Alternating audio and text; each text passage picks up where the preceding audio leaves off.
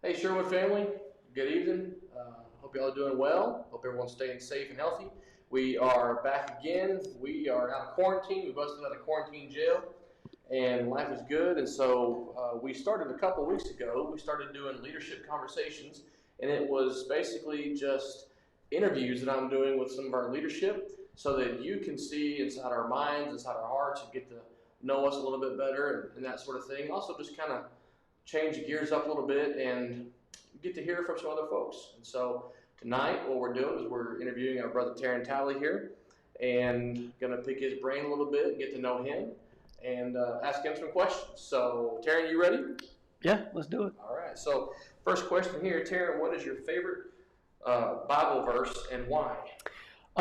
So my favorite Bible verse, it's always a hard question to answer, but it kind of became my favorite when I moved to Kenya because of the street kids that I worked with. But my favorite verse is 1 John 4:4, which in essence it says, "The one who is in you is greater than the one who's in the world." And working with street kids, that was a message that I could teach all the time to remind them because, for them, man, it's just that it seemed like everything in life was there, existed to get them down, to bring them down, and they had no hope and no chance. And I was just, trying to remind them that, yeah, life is not easy for any of you, but hey, God is stronger than the one, who is in the world. The one who lives in you and alive in you, he can do more in you than Satan who exists in the world. So that was just always a constant. I even put it on the wall in my office in Kenya. I had a kid paint it so that when they came to my office, they could see that verse. One of the things I think about is how privileged we are here in America. Especially our younger people that don't get to travel a whole lot or haven't traveled a whole lot, and they don't get to see what life is like in other parts of the world, other cultures. And for them, that verse probably means a whole lot versus what it means for us here. It's a good point. I like that, man. And yeah, God is living inside of us, and He is greater than the one who's in the world. Very good. Well, what's your favorite book of the Bible, and why? What happened there? So favorite book, again, maybe just because I had to teach it a lot. I would teach at one of the preaching schools in Kenya. I got asked to do that. I don't really know that I was qualified, but they had me teach Daniel Revelation. So that's a tough tandem. And so I just always enjoyed Daniel, most strictly just because of the history that is there. It's got some great backstory, and it's got, it tells you about the life of Daniel and Shadrach, Meshach, and Abednego, which are great stories of faith. But I think when I can tie those stories into actual history from the past, to me it just brings it alive and makes it be more relevant. And so, like for instance, the I forget what chapter in Daniel. It's Daniel 2, I think, Daniel 4. I had to go and look, but the chapter where there's the statue, yeah.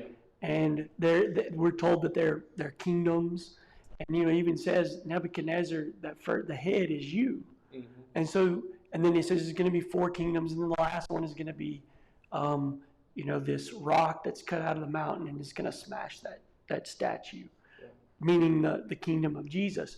Right. Now, the only point I can make here is I can go back in history and look at, the Persian kingdom or the Babylonian kingdom and work my way to the next kingdom, the next kingdom, the next kingdom. And then Jesus comes during the time of the Roman era. So for me, I can tie those events to history, and they bring it to life to me. And then, there are some other, even later chapters that kind of delve into the history. You talk about there's a story about a ram and a goat, and there's a couple different beasts. And so all those stories, again, when we can tie those into the historical record, it just, man, to me, it brings it to life because I love history. Yeah. And so that's always been one of my favorite books to teach. I don't know that I'm an expert on it or I have a full handle, especially on the stuff that's kind of a little further on, but it really points to God is alive and at work, and He works in nations and kingdoms to move and to make.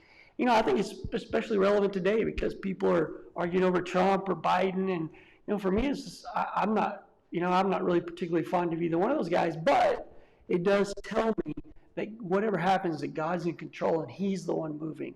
Kingdom's not going to go away. Yeah. And that's a good point that you make. Is it helps develop the authenticity of the Bible when you can trace back the history that the Bible's talking about to history in the world, and it kind of brings out the life in the Bible, you know. And yeah, a lot of people, myself included, anytime I've ever taught Daniel, it's always been from Daniel chapter 3. You know, the fiery furnace with Shadrach, Meshach, and Abednego. Yeah. But yeah, Daniel is a deep theological book. There's also a lot of good history there. It proves a lot of things about the kingdom of God that we're in. It's a good point. Yeah. All right. Well, so tell us, why did you decide to get into ministry? So ministry for me it's kind of there's a lot of family influence. You know, it's funny because my dad is a preacher, and I always swore. I mean, he would always, hey, you need to be a preacher. You need to be in ministry. And I think me and all my brothers are like get out of here. Yeah. You know, like I have nothing to do with that. Yeah. And that's basically how I felt. I mean, I went to school. My freshman year of college was to be an engineer. Oh, okay. You know, that was kind of the goal. I was good at math, and I didn't really have a passion necessarily for engineering, but I had a friend who was good at it, so I thought if he could do it, I can do it. But just realizing when I look at the story kind of our family, you know, my papa, my dad's dad, he became a Christian when he was in his 20s. Met a girl who really encouraged him, and he decided to follow Jesus. And he was, you know, he would say this, so this is not me criticizing my papa. He was an uneducated man in his words. He didn't have his high school diploma. He even said, I didn't have any idea how to raise a Christian family. He had 5 kids, and he was just like, you know, it was very important to him to raise a Christian family. And so he used to pray. Again, these are things I can remember him telling me when I was a kid, or in high school, even in college. He would, all the time, he would talk about, I had no idea how to raise a Christian family, so he said I'd pray every day that all my kids would marry Christian maids and that they would all be involved in the church. And every day every time I was ever with them, my grandparents, first thing we did every morning was open up the Power for Today, which I'm sure a lot of you guys have heard of. We would read the scripture, read the Bible, sing a song, have a prayer, and that was before we did anything else. He made us do that. Okay. So that was always kind of like, we referred to my papa as like our spiritual Abraham. Right. So then the next story is that, you know, all of my family, aunts, uncles, are all involved in some degree of ministry. They're all involved in the church. It's important even for all my cousins. So that was just kind of this legacy of faith that we felt like our grandparents left us. And then I had a dad who used to always, you know, he was always making us be involved. If it was going to happen, we were there. Mm-hmm. You know, we were the ones leading, little boys leading singing or doing a Devo. Right. And that wasn't a big deal. You know, that was just something I knew came with the territory. And then I had an uncle who went off and became a missionary. And so that was a huge influence on me. And so really my family and their love for people and their love for people to know Jesus, I think was a heavy influence in me deciding maybe this is something I can do. Even though I was always like, nah, but that was a heavy influence. And I eventually went to Kenya, I think when I was 21. First trip I ever took out of the country, saw what my uncle did, his work in Kenya. And I guess the rest is history. So your uncle being hands-on in ministry, you got to see it hands-on, mm-hmm. not just as, you know, you went as a Christian, mm-hmm. as a servant, and when you were there, you kind of got the itch to be in ministry. Well, I knew that I knew it was something I could do, yeah. But I knew that preaching per se, like full time from the pulpit, wasn't something I wanted to do, because I didn't feel like that was my gift. And so going to Kenya kind of opened up a bigger idea to me that, hey, it's not just about preaching, mm-hmm. you know. And then again, for me to open my eyes, you know, preaching is a part, yeah. I think, of every ministry, yeah. But it opened my eyes that there are other ways you can serve. Mm-hmm. You know, you can teach Bible class. You can, again, not just you can go around the world and do missionary work. And so that kind of opened me to, okay, maybe not being a full-time preacher, but maybe there are other places of ministry, yeah. that I can be involved. I like that. You know, and you and I have talked about this before, that just because you aren't getting paid to be in ministry doesn't mean you're not in ministry. Mm-hmm. You know, if you're a Christian, everybody's in ministry. You know, like when you went to Kenya for the first time with your uncle, you were doing ministry. You weren't paid yet, but that was, yeah. part of your of your duty as a Christian is just serving others, being a minister to other people's needs. Yeah, definitely. That's good. I like that. Okay. So what's the most rewarding thing to you about ministry? Again, I see a lot of things through, I guess, because of being in Kenya, through the lens kind of being in Kenya. Yeah. And I know that that's not necessarily true to ministry here. It is, but it's to a different degree. Here's what I mean. In Kenya, one of the most rewarding things was seeing these kids change their lives. Mm-hmm. I wish I could bring in a picture and we could throw it up on the computer for you guys to see, but if I could show you a picture of one of these guys when they were a street kid, and then when they had transformed and come to Made in the Streets, and they had taken on Jesus, and they realized that there was a purpose and a plan, and they had hope. I mean, the two pictures of these two kids is like night and day. And I actually have a friend of mine who's not on staff at Made in the Streets anymore, but he was a street kid and graduated and he was a staff member, worked for a while, and then he left, and he's doing ministry, but somewhere else. But he's told me before, when he's gone and met with people in the city of Nairobi about his ministry work, he tells them, I used to be a street kid, because he works with street kids still. I used to be a street kid, and they go, no, man, get out of here, you're lying. And he's like, no, for real. And he pulls it up on his phone. He has pictures of it, and he says, this is me. And they look. They're like, really? They can't believe. He was a little kid, but you can still tell it's Brian. Right. And you could just see. And so I guess the point I'm at is one of the things I just is rewarding to me is see people's lives who are changed. Yeah. They're happier. That's not saying they don't have struggles, and but they're just happier. They have hope. There's joy. There's a purpose in their life. It changes your life. Yeah, and so I've even had. This is not to say, but even kids in America, again, because our culture is different, and because we have so much more than those kids could ever have. There are people here who, I can point to whose lives have been changed when they came to know Jesus. Yeah. And that's just one of those things. They may not get it when I was their youth minister. They may get it and then lose it, and then I may see them return. Yeah. And those are the things that are rewarding to me. I think as long as we keep the path, we're steadfast, we persevere, we don't give up, that those people in some degree may fall away, but there's always hope for them to come back. And I think when they do come back, man, you see that changed life. And that's just one of the things that's rewarding for me. Hebrews, the word of God is sharper than a two-edged sword, and it's active, and it pierces people's conscience, and it convicts them. It's good to know these stories because it's always good to know, it's refreshing to know that the Word of God is still working. It's still active. The Holy Spirit, God is still moving things around to bring people to the kingdom. I think sometimes we're quick to, not everybody, but sometimes when people turn away or when they don't seem to come to church as much or we don't see them, sometimes we give up on them. Mm-hmm. We're quick to maybe even to some degree judge. And that's just and that's even been me to some degree sometimes. Yeah. And so that's one of those lessons I've had to learn is that I don't understand what they're going through. Right. I want to be their friend. I'm going to try to love them. I'm going to try to encourage them. And I just want them to always know that no matter what they're going through, I love them. I care about them. I may not agree with what they're doing, but I'm always going to be their friend. Yeah. And, just hoping that for that time when they do come back and I can begin to see that change. Yeah, absolutely. That is all due to God, not to anything you or I do. Right. It's God working on our hearts. So just for like the next minute, just because I'm wondering if some people don't know, first of all, tell us what a street kid is and what took place in Made in the Streets. What was the ministry for in Made in the Streets? So a street kid is, it's just a kid who has left their home for any number of reasons. Nairobi is a city of 6 million, and you can look on. I can't remember the numbers, but the numbers of people on the streets in Nairobi. It's in the maybe 60,000, and I may even had that wrong, maybe higher.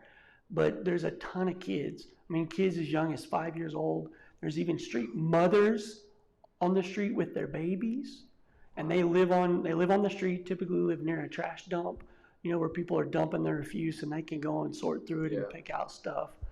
And those kids leave their homes for a lot of reasons. Mm-hmm. step kids are not treated very well in Kenya.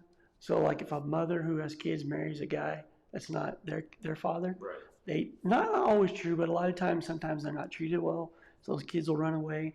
A lot of the parents don't have the resources to pay for their school supplies in school, and so they'll leave because of that. A lot of times the discipline issues, there's any number of reasons, so they leave. Well, to kill hunger pains, a lot of these kids will sniff jet glue.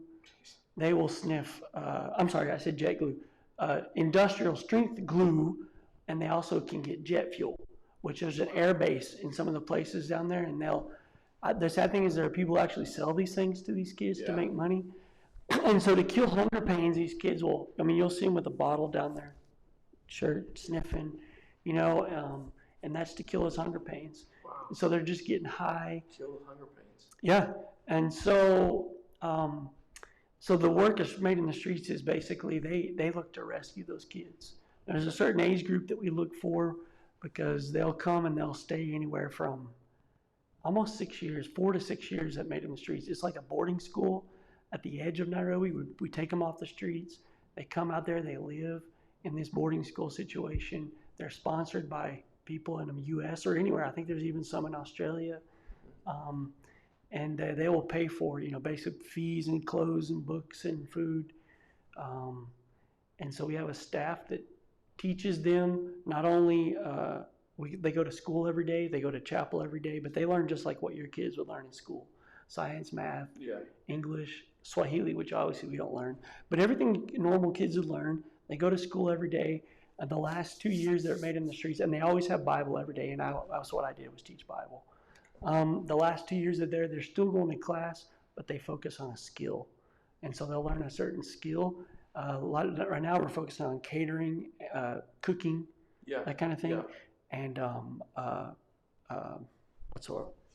hair and makeup. I just went blank on. Yes, that kind of stuff, because they can get decent jobs. Right. We do train some other skills, but they're harder to get jobs. Okay.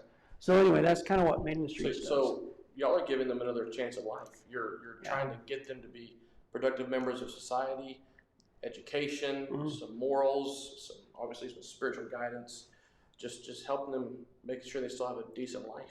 And even those kids there struggle. Yeah. Even when they know what they need to do and what's going to get them, they have plenty of examples of kids who went back to the streets, or guys who I can't even tell you the number of examples, and I would constantly repeat in class, look, you guys know so-and-so, and you know where he is now because you've seen him. Yeah. And so they have examples of people who have achieved now. I mean, there's a guy who's a cook last time I talked to him, he was working for the cruise lines, and he was working as a chef on some of these cruise lines that go out of Florida. Okay. And so he's doing great. Yeah. So they have these examples of people who they're doing awesome. Mm-hmm. And these people, when they come back to talk, will tell you, hey, this is what God has done. And then back to the streets. And they're an example too. They're like, look, you have a choice. Right, and those things happen. Yeah. And so we need to be aware, these things happen all the time. Even here in America, when people fall away from the church, they leave Christianity. We just do the best we can, and we let God cause the growth. We water as much as we can. We work together with people and do our best to help them out. But you're sharing a story here of something that happens that we don't get to see a whole lot. Especially our young people. That's why I think it's important for us to get our hands into ministry, especially our young people. Go on mission trips. Even adults. Mm-hmm. Adults don't do a whole lot of mission trips. You notice that? It's usually a mission trip is like a youth group thing. Yeah. And it's important for adults to see that too, because it helps to shape their concept of how important the gospel is. And honestly, I think it's more important for families to do it, because it's more important for kids to see their mom and dad doing that. Absolutely. Because I think that's where they learn. They may be teenagers and think my parents are dumb and whatever, but they're watching, and they need to see parents do that. Serving together as a family. Yeah, and so I just think that's real important.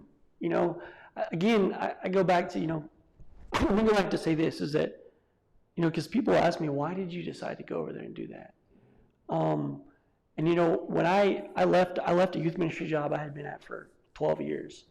And I mean, I loved the people there and I loved the work I was doing, but I just kind of got to the point where, and this is going to sound highly critical of American kids, and I don't mean it that way, but this is how I felt at that time. Sometimes I felt like I was babysitting. Yeah.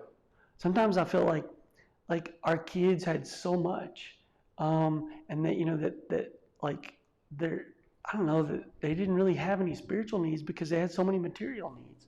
They had spiritual needs. It's just harder to see that, you know, and sometimes I feel like I was like a social activities coordinator. And so for me, it was like I had always had this passion. We worked with the inner city ministry in Memphis, West Memphis, and I saw the need there. And I could see, you know, I could feel myself, felt like I was actually doing something because I saw kids who I thought really had needs. And so then I took it to the next step and went to kids who even had even more needs, greater needs. And it kind of caused me to realize that, you know, we are all in different places in our spiritual walk. And to be honest with you, some of the people in Kenya, I think I would say are even more faithful than us because they have so much less. Yeah. And so they're forced to rely and trust upon God a lot more. And sometimes I think, to use a phrase, and this is also me, that we're spiritual babes sometimes because we have so much that we rely on ourselves. We rely on what our money can provide for us. And we don't truly rely on what God can do. And so, I don't know, that's just kind of one of those things that took me there. Okay. Anyway. Well, let's reverse it. Let's move around a little bit. What's the most challenging thing to you about ministry? One of the most challenging things for me was this split families, divorced families, blended families. You know, it just always brought a lot of difficulties in ministry for me. It brings a lot of difficulties, but it also can bring a lot of challenges, but those, again, challenges can bring a lot of rewards. But some of the kids from those situations, you can just see them struggle, and you can see their identity. You know, they have a harder grasp of who they are and where they fit, because they feel like they're the reason why one parent left, or, you know, and they blame themselves and they tend to be angry. And this isn't always the case. Right. And this isn't every blended family. There's a lot of blended families who do it great. That's right. And there's a lot of, I don't know what the traditional family, I don't know what the right word to use there. Mom, Dad, there's a lot of traditional families who don't. Right. So but I just had a lot of challenges from kids that came in that situation. Yeah. And my heart went out to them and they just, there were some difficult issues that were raised. You know, this is an example of the fact that there are people who have a life that we may not see what goes on in their hearts or their minds or behind closed doors, but that they feel maybe less valued or inadequate or inferior, and they will sometimes either put on a face to make it seem like they're excelling or doing okay, or you know, they try to hide what's going on.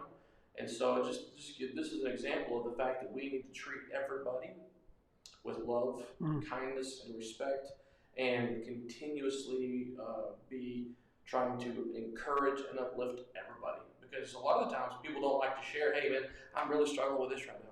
I feel inferior in my life, and then people don't go on those kind of tangents where they just open their minds up and their hearts up, you know. And so sometimes we got to reach in there and find out what's going on, or sometimes we may never know, and it's just up to us to be encouraging.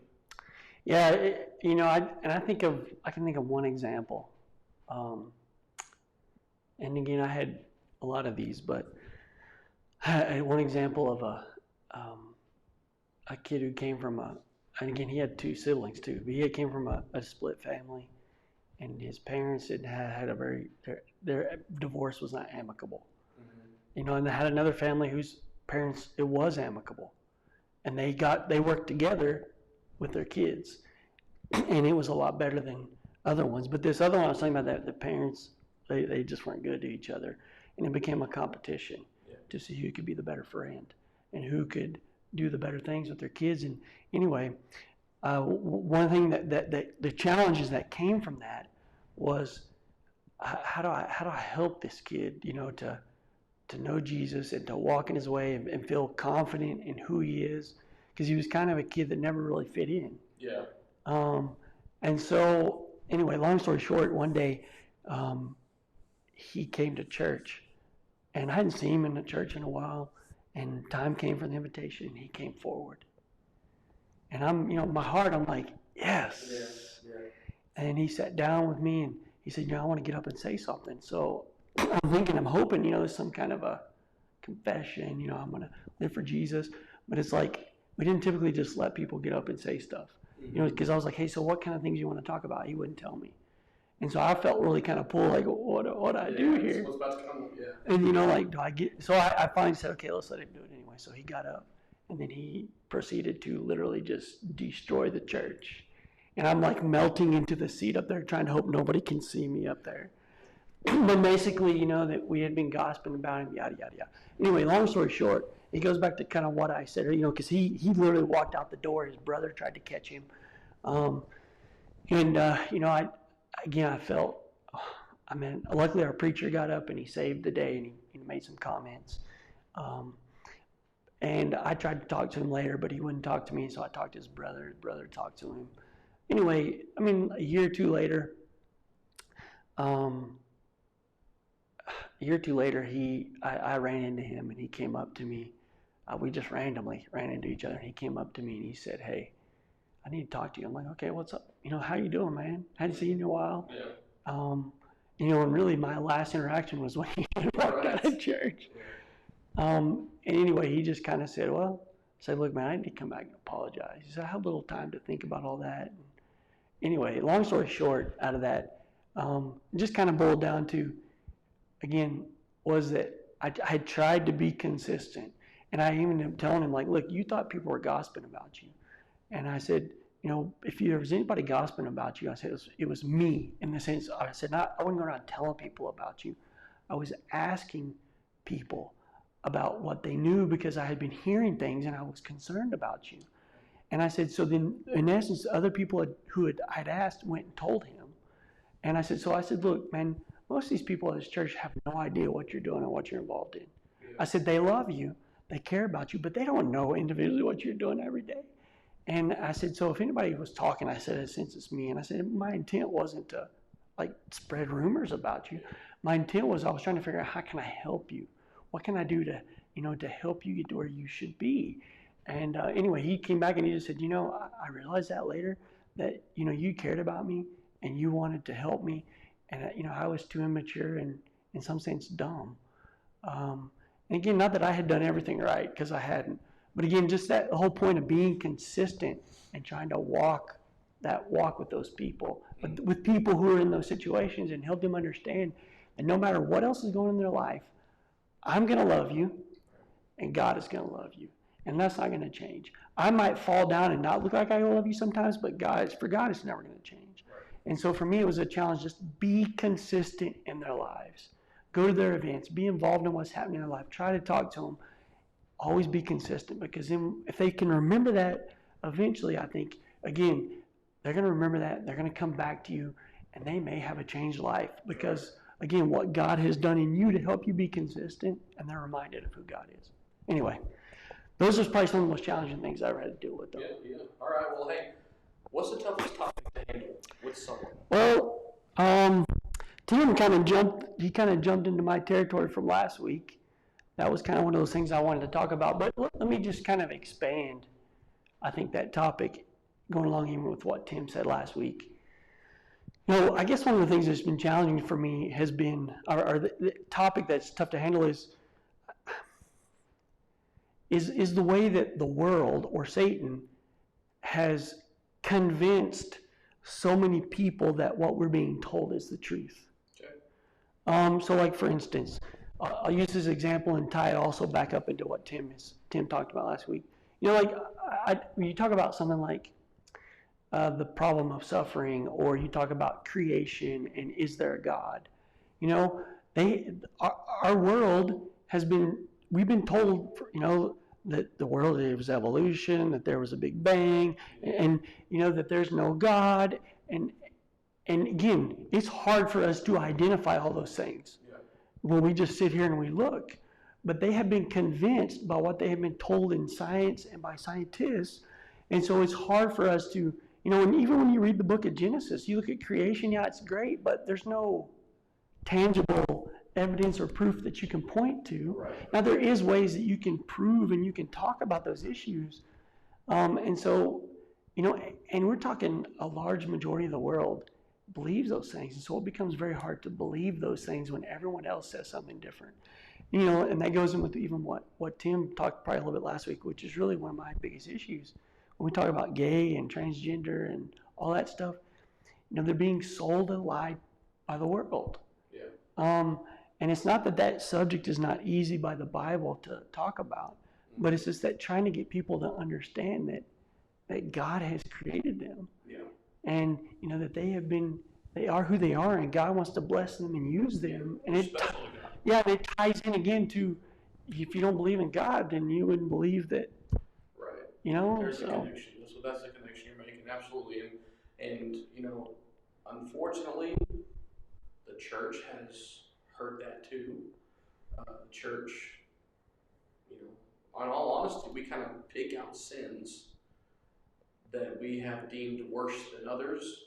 And when somebody exhibits that sin that's worse than others, we tend to treat them a little bit bad. Certainly less favorable than other people. And we've kind of hurt ourselves a little bit in that respect. And it's given the church a complex sometimes, but then also there's a lot of people in the church who have done a really good job at loving people and trying to invest in those people to let them see the truth and the Word of God and to let them be transformed, because that's what we want. Yeah. When people are living in sin, in any kind of sin, whether it's homosexuality or this idea of transgenderism or someone who's a habitual liar, we want all three of those people to have a heart transformation and give their life over to God. But as a youth minister, dealing with teenagers and that sort of thing, I imagine this topic is huge.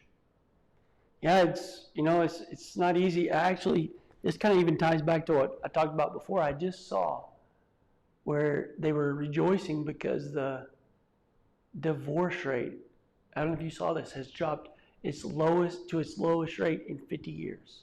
Really? But I noticed, because my first thought was, and then somebody sent some information right after that affirmed what I had just thought, and that was, the reason why? Oh, they're not getting married. Less people get married.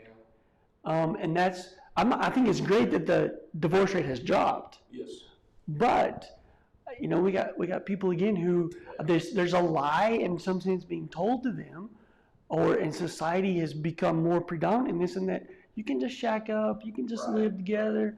That was even a problem in Kenya with our street kids. Again, this point is that Satan he's worked his way into every bit of our society, and people are believing these lies that are being told as that's the truth and that's the way we should live. And me personally, I got to do a better job of how to communicate that. But I think even besides the communication of how we teach them the truth, how we love them. How I had a kid in my youth group years and years ago who struggled with this. And I'll never forget when he finally confessed it, some stuff to me at Bible camp one time. He didn't actually come to me. He went to a guy he just knew once every summer. And I'm sitting there at the end of our worship, and I get this tap on my shoulder. And I'm like, yeah. And he's like, hey, so-and-so has something he needs to tell you. Well, I'm like, okay. We walk literally out in the middle of nowhere where nobody is, and we're in the road, actually. There's no cars. Yeah. Sitting in the road, and he's just weeping. He's in tears. And I'm like, I just put my arms around him, hugged him. I'm like, what's going on? And he told me, he said, when he finally confessed and was telling me what was going on in his life, and I already kind of knew. Yeah. But he even probably told me some things I probably really didn't want to know. Yeah.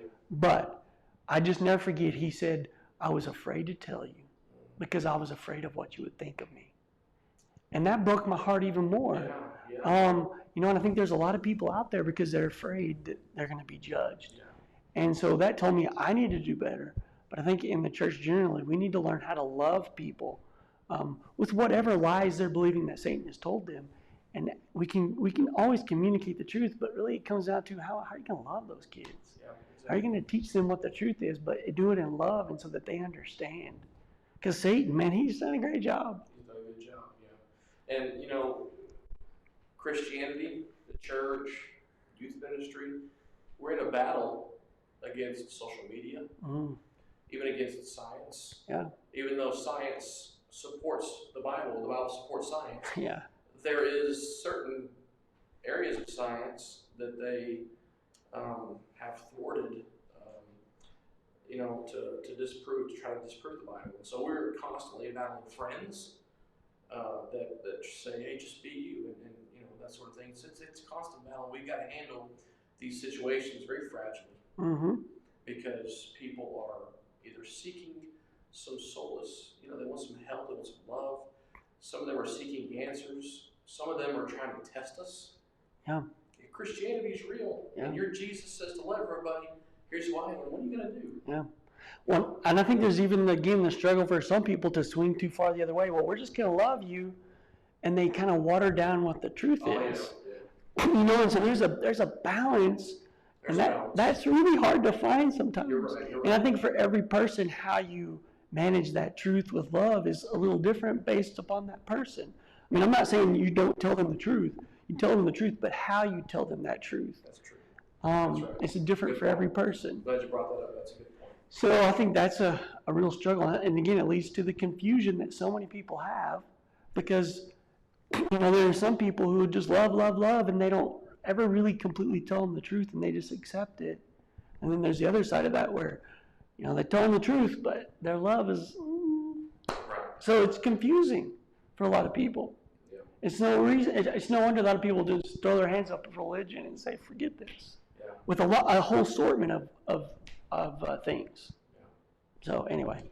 Well, hey, those are all the questions that I have for Terron, but I do have one surprise question you guys know about. Besides the Longhorns, who's your favorite football team? That's not it. Hold on. I can't even believe he asked me that question. It's always Boomer Sooner. Always. Sooner born, sooner bred. When I die, I'll be sooner dead. Oh, that's good. Hey, church, this has been Leadership Conversations, letting you take a peek into Terron's mind and his heart. We're so glad he's here working with our congregation, with our youth group. It's been a good time talking with you, man. Thank you for being honest and being open. Glad to be with y'all tonight. I hope all of y'all are staying healthy and safe. And again, I want to remind everybody that on Sunday morning we will have Bible class at 9 o'clock and then worship at 10. And if you're going to be at home, live worship will start at 10 o'clock also. So that's kind of what we're doing right now. And so we miss you. We love you. We want you to stay safe and stay healthy. We also want you to join in on our studies online. Subscribe to our YouTube channel, Sherwood Church of Christ. Join us that way. We love you. We miss you. We hope this has been encouraging to you, and we look forward to seeing you on Sunday and next Wednesday. We'll see y'all later.